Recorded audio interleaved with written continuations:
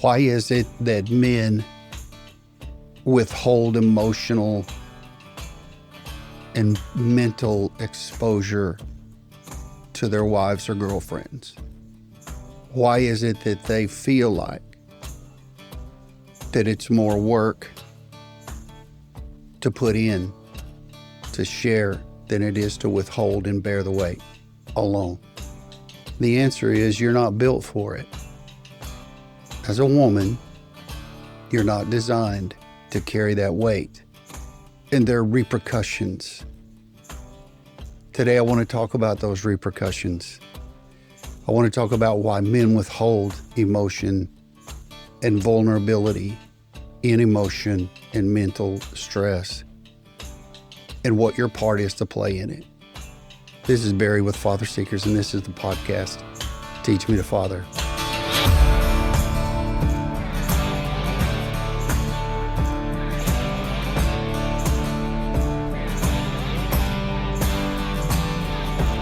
Most men are not emotionally immature.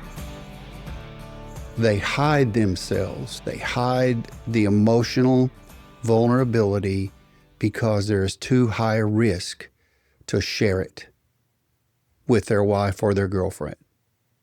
Here's what I mean. Men are afraid. They're not afraid of vulnerability, but they're afraid of what happens after when they share their emotional stress or mental anguish.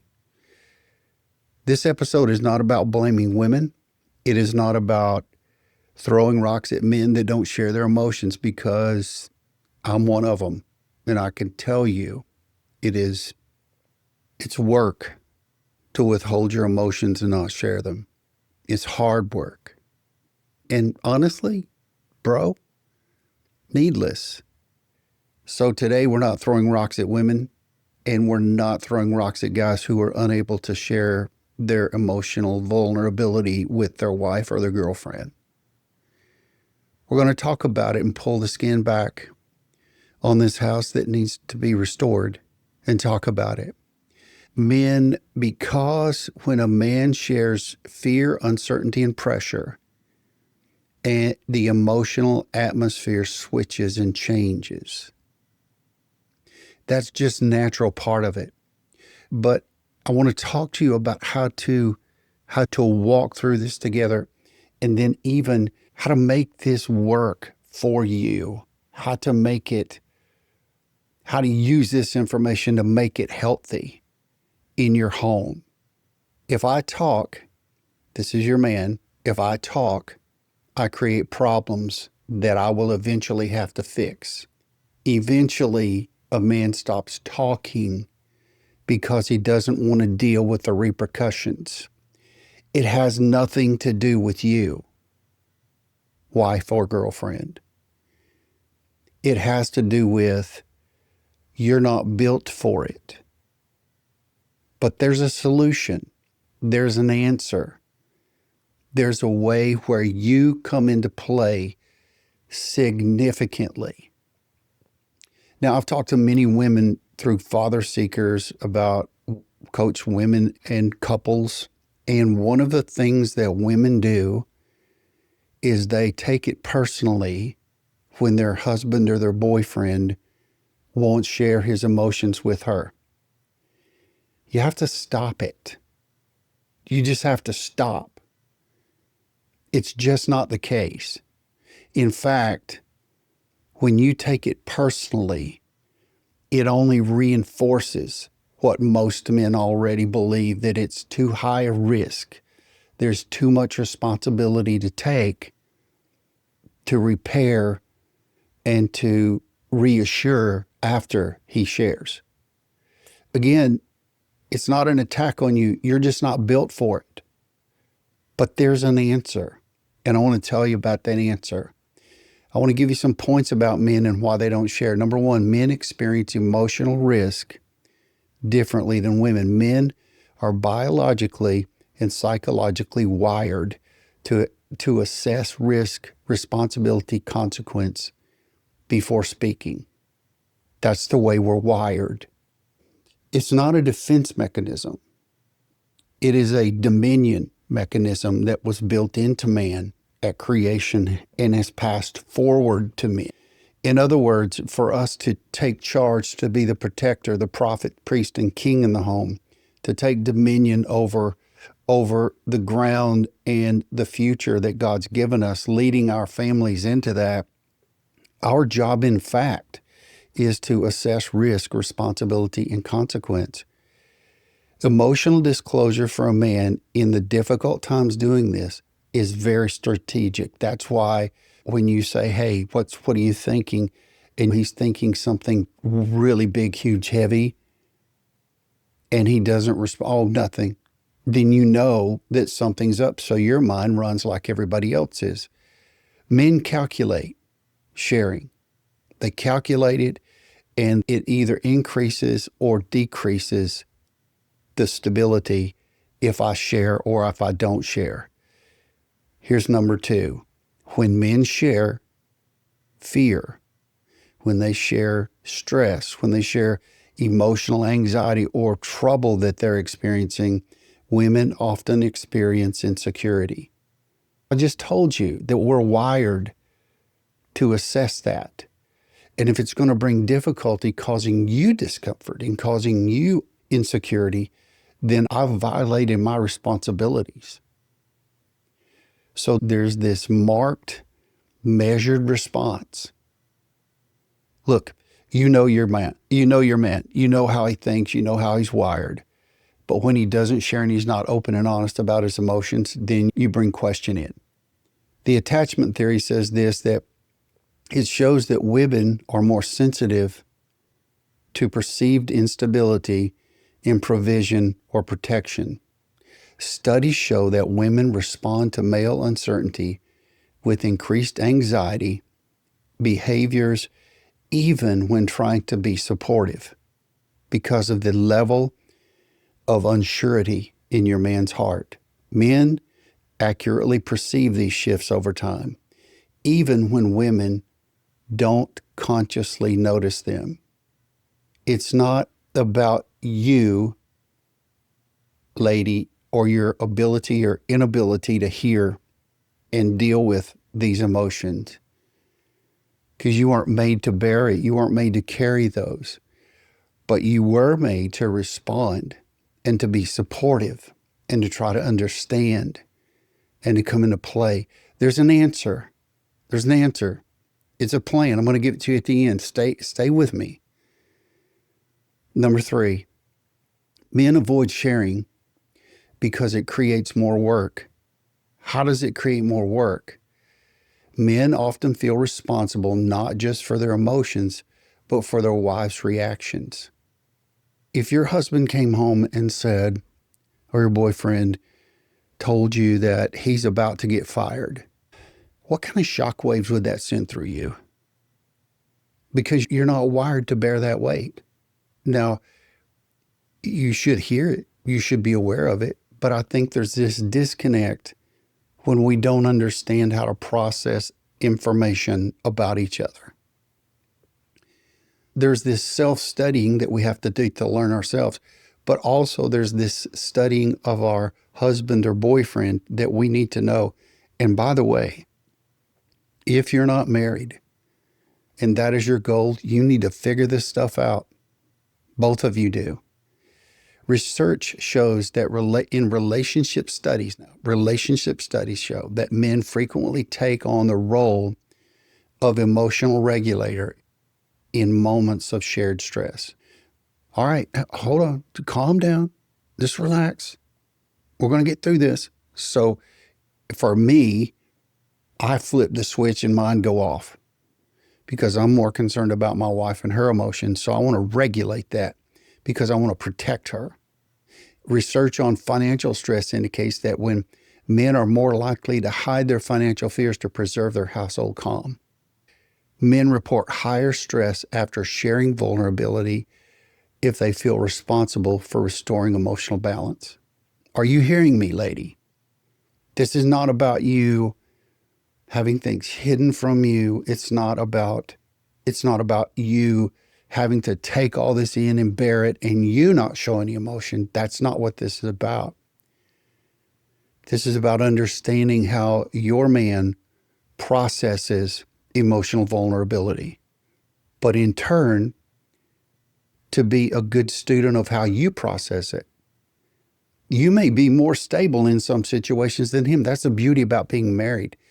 Some situations you're more vulnerable and more apt to anxiety when he's not, and vice versa. There are times when my wife comes into play and she says, hold on, stop. No, let's pause. And I know in that moment that there's this vulnerability free space that I can express myself and not bring anxiety to her. It's a beauty when you figure out the regulation of this. My God, it's amazing. It is actually more freeing. You're just going to want to share all the time.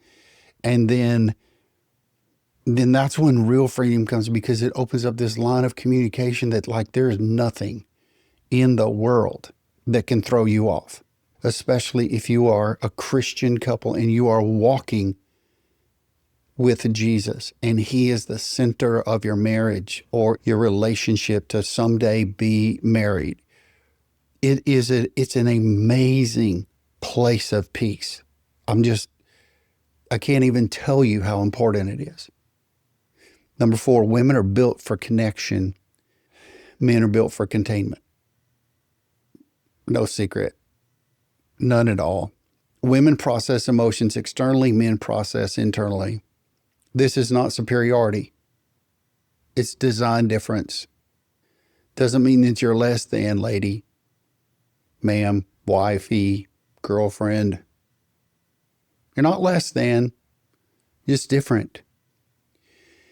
And I might also insert here that for you to keep pressing and pushing and trying to get him to be vulnerable and emotional, you're going to get an emotion you don't want. One of two, I guarantee it. He will shut down and shut off, and you'll never hear a word, or he'll get angry.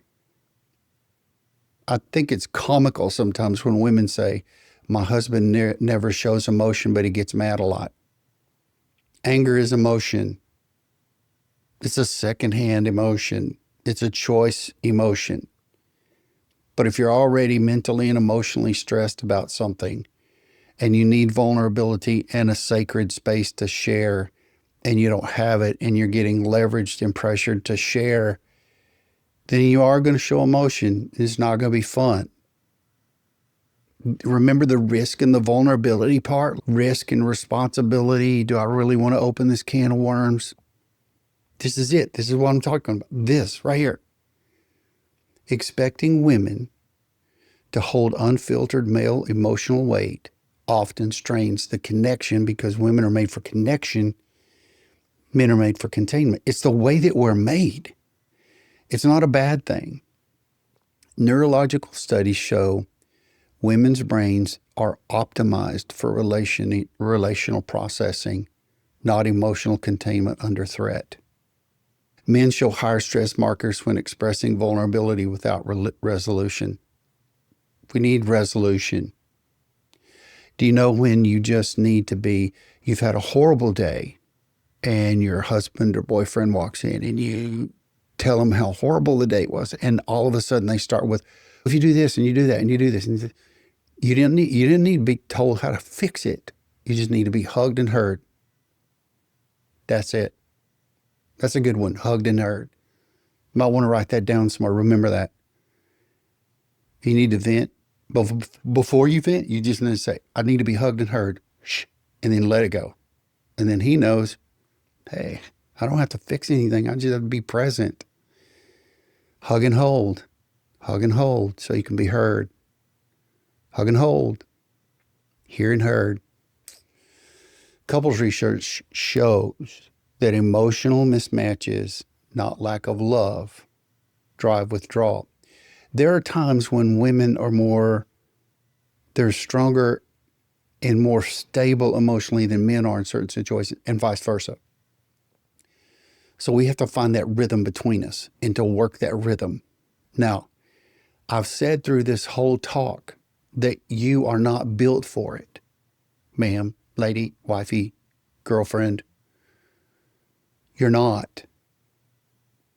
But here's what you are built for.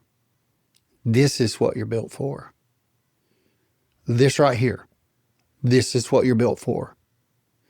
In fact, you are so designed in such a way to be this, that I hope this is new information for you, but I hope that you get nuggets out of this to help you not try to be the weight bearer and the burden bearer.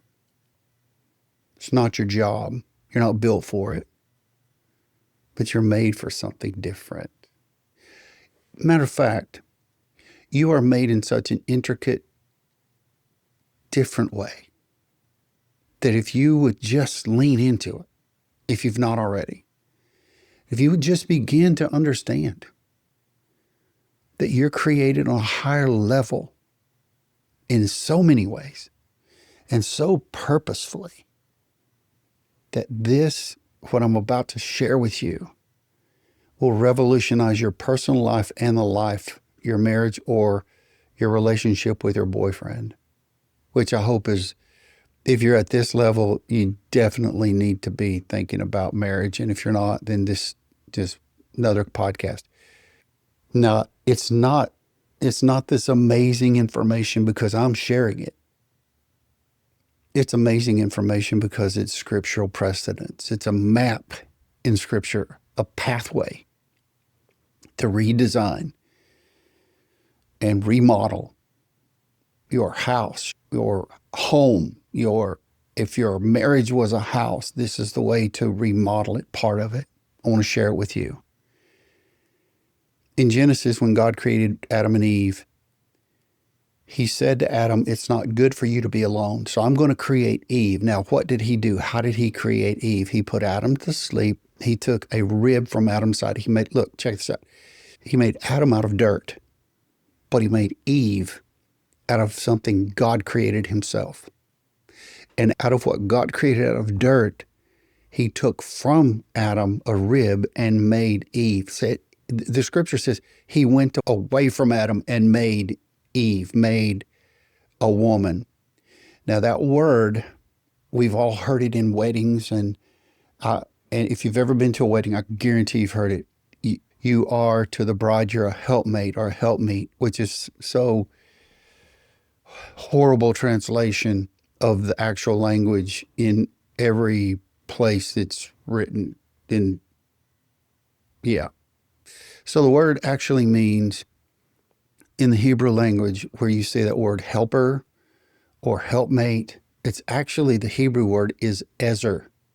And ezer is used for woman. Let me tell you how it's used. It's amazing. Used for the nation of Israel when it was appealing for military power and assistance from another nation. It's also the word ezer, used for woman, used for help for military request from another nation, but it's also a word that's used for God. Particularly, listen, particularly in times and hours and specific points in history when Israel called on God to help them in desperate need, emphasizing his help and his involvement in the situation. Ezer, that's the word, Ezer. Helpmate, first part, Ezer. I hope you never forget this if you never heard this before. Now, the Bible also says that there's a second part of this word. Let me go more. So this word Ezer actually is consistent with military terminology, and Ezer actually refers to a warrior. So when God made woman, he made her a warrior, but for a specific purpose, a specific warlike complement to her husband. The other word, Ezer, kenegdo, is corresponding to him, meaning you are corresponding to him. You are opposite of your husband. You are his perfect match, exactly like him, but a counterpart. It means that you're not to be treated worse than, but you're part of. You're a complement. You're not to be head over him or to control him, although that's part of the curse of sin. but you're made to be part, to complement, to come alongside. Let's go a step further. Your equality is equal to your partner, not inferior. It's like the North Pole and the South Pole keep the Earth in proper orbit and revolution. You're not a servant. You're not a housemaid. You're not a slave. You're a warrior. You complement him. You're part of him. Now, here's number 6 about your man. Men need sacred places that don't change the home atmospheres. Men need sacred places that don't change the home atmosphere. Let me explain. Men require spaces of vulnerability. They have to have them. One of those places is with you, but there's another place that requires his ability to be vulnerable, to have relational security, a brotherhood that provides containment without consequence, brothers who have walked in the same place. What I'm saying to you is, if your hubs or your boyfriend doesn't have a group of solid men to be part of, to have camaraderie with, to be able to say anything, anytime, anywhere, when they're on the carpet, when they're in their sacred space, then he's going to struggle. Men who are in peer accountability groups measure a far lower percentile in depression and stress as those who don't have that. Male mentorship environments increase emotional expression over 60%, and men consistently reporting feeling lighter after male-to-male processing is probably the best indicator that your man needs to be in a group of solid men, not a bunch of drunk dudes, not a bunch of poker players, men who love Jesus and who are trying to be better men. Now, this is the story. I just tapped on the top of this. There's far more here to this, but listen, your guy needs to be vulnerable with you, and he's got to practice that, but he's also got to know that you're not built, and you need to know, you're not built to carry the weight that he does, but you are made for. 100%. You are made for. Lady, you're made for. His Ezer Kenegdo, his warrior, his protector, his advisor, his come alongside. I am your counterpart, and I complement who you are. That's what you're made for. So stop trying to be something you're not. Just be that. Be the complementer, the warrior, the advisor, the wisdom person, the woman that loves her man more than anybody else and puts the work into understanding, and he needs to put the work into understanding you too. This is Barry with FatherSeekers, and this is the podcast. Teach me to father.